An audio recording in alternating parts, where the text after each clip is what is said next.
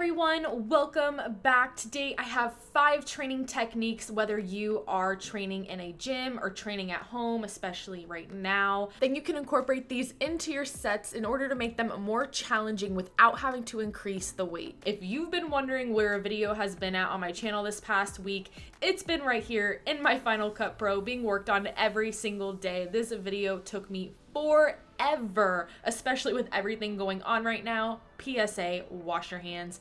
And although it may seem obvious to a majority of you, I figured I'd put it right up in the beginning that yes, this is all demonstration weight. Even though this may seem so obvious, you'd be surprised at how many comments I get on my demonstration videos about this. These videos take me hours and hours to film, so in order to get through the filming process, demonstration weight is a must. Okay, let's get into the video.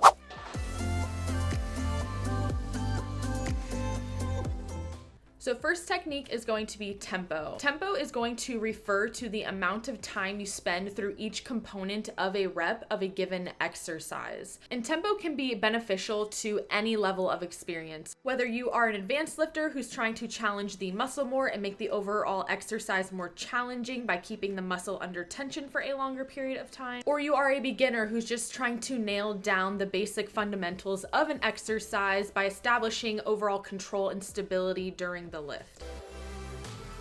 Now on the screen, you guys are seeing 2 different tempos for the same exercise, but to the left is more of your basic beginner-friendly tempo for a Romanian deadlift, and then to the right, you have more of your advanced tempo, which is going to help develop this into more of a glute-focused Romanian deadlift. So here on the screen is how a standard tempo is written. It's 4 numbers, each resembling a different component of the lift. Now, sometimes you will see it written as 3 numbers if whoever wrote the given tempo found to list the last number unnecessary. However, for just a standard basics of tempo, it's 4 numbers.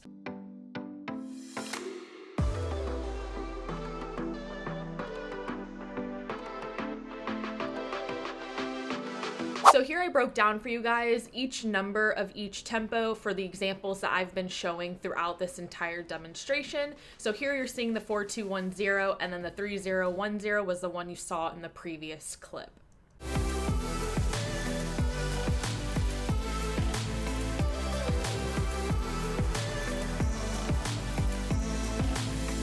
So just as these 2 exercises are showing you right here, not all exercises start with the eccentric or lowering portion of the lift. And unfortunately, no matter if an exercise starts with the eccentric phase or the concentric phase, it's always going to be written the same. So that is why it is extremely important to always be aware of the starting point for your exercise, so you know exactly which number and which point in the written tempo that you are starting at.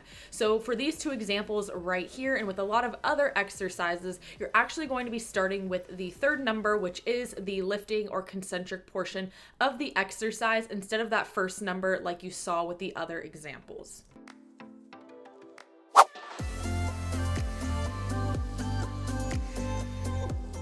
Next technique is going to be isometric holds. So these can actually be placed within a given tempo at the top or the bottom of a lift, or they can just be instructed by themselves with a given exercise. So isometric holds can be performed 2 ways, either the way I'm going to be showing you, or also by pushing or pulling against an unmovable surface. Basically, what you're doing is exerting as much muscle tension as possible without actually moving or lengthening the muscle at all.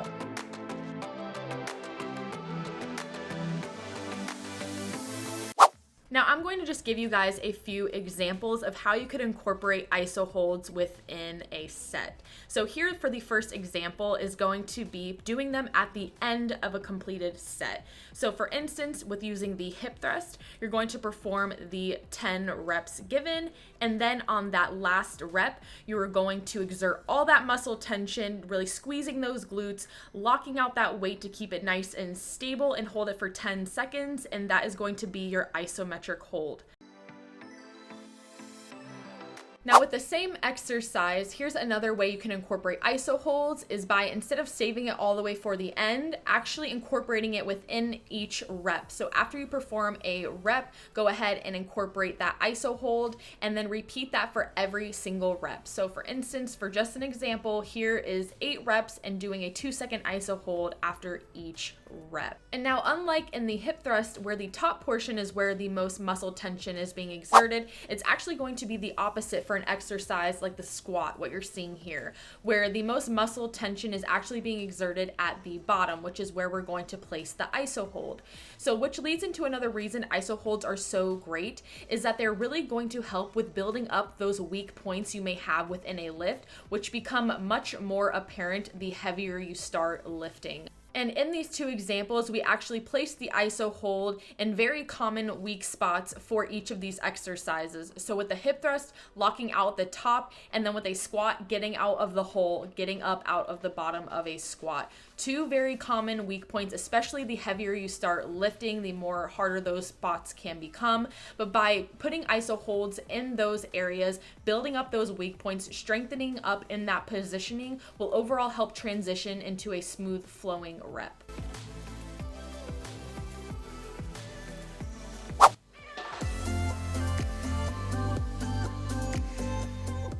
Technique number 3 is going to be mechanical drop sets. So unlike traditional drop sets that you may have seen or performed before, mechanical drop sets, the weight is going to stay the same. You're only going to change the mechanical advantage of the lift through the sets. So basically you're going to be going from the most difficult variation to the easiest. Now each variation is meant to be taken to failure, so this should leave you somewhere within that 6 to 15 rep range for each variation.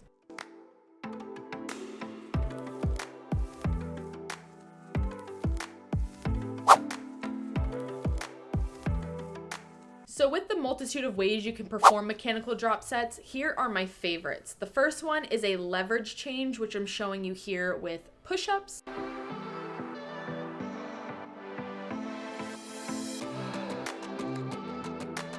And now another way you can do this is with a foot stance change. Here I'm showing you on the hack squat. I also love to do a foot stance change on the leg press. So for the hack squat, going from a narrow stance to a standard stance, and then the standard stance to a wide stance.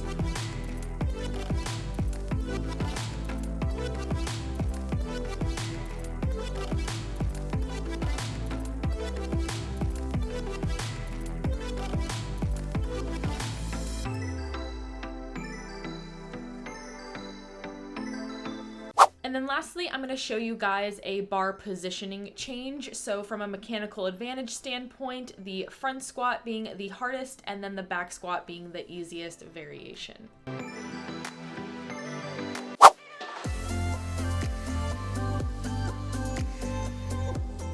Technique number 4 is going to be incorporating unilateral or staggered stances into your exercises. So something everybody experiences with their training is that they have one side that is more dominant, one side that is just naturally stronger than the other, and this is completely normal. And so when you're performing all of these compound lifts, you naturally have one side that's taking on more of the load, doing more of the work than the other side. So by incorporating more unilateral, single leg, single arm, staggered stances into your training, it's actually going to help promote a more even balance of strength. It's going to help you improve muscle symmetry and correct those muscle imbalances, and overall just make the exercises more challenging. So the exercise you guys are seeing me do right now is a single leg glute hip thrust. When performed correctly, I would go as far as saying this is one of the most difficult lower body single leg body weight exercises you can do.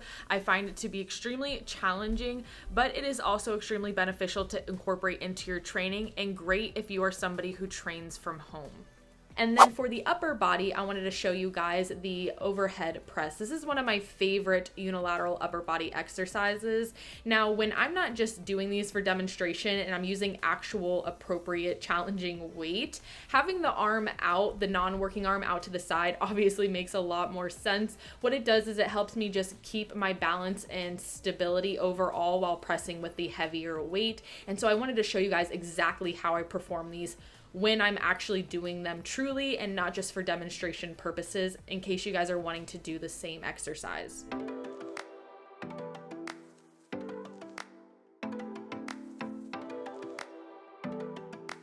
Now that I just showed you some unilateral variations, I wanted to show you some staggered stance variations since they are performed a little bit differently.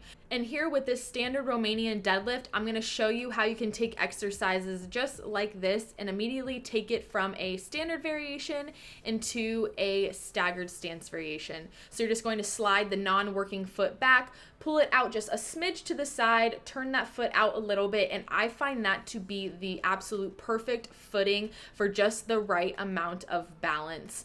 Now, even though this is a staggered stance and both feet are planted on the ground, you still want that front working leg to be holding a majority of the load. So think around like 70% is what you want that front leg to be supporting, and then let the back leg do the rest. But as you see, I'm just on my toes there on the back supporting leg because I just want it there lightly on the ground to be helping me find that stability and balance while allowing that front leg to take on as much as it possibly can. And if any of you guys are like me and have knee issues or injuries or previous injuries and doing single leg work is something that's still a little risky for you, staggered stances are definitely a great alternative. And now here I wanted to show you another staggered stance, but where the balancing foot is actually going to be in front of you instead of behind you. So that way you guys can see that depending on the balance that your body is needing for support is going to depend on A, where your foot is placed, and B, where you're pushing the support through, whether that's through your heels or through your toes.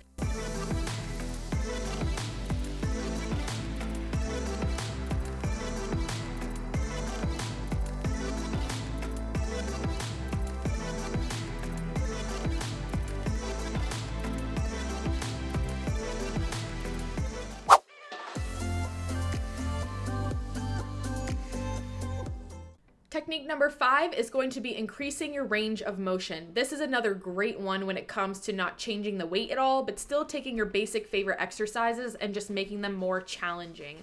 Now, I will say that there is no sense in increasing your ROM on an exercise if your mobility doesn't allow for it. So just make sure whatever extra ROM that you create for an exercise, that your mobility allows for it and that you are actually using it. So first example we have is the leaning lateral raise. Absolutely love this exercise. So by increasing the range of motion, what you're actually doing is increasing the amount of tension placed on the side delts right there at the bottom, where the tension is typically lost on the lateral delt if you do these just standing. So by simply just holding on to a stable surface and putting your body at an angle, you are creating a greater range of motion that is going to keep that delt under tension for a longer period of time through it.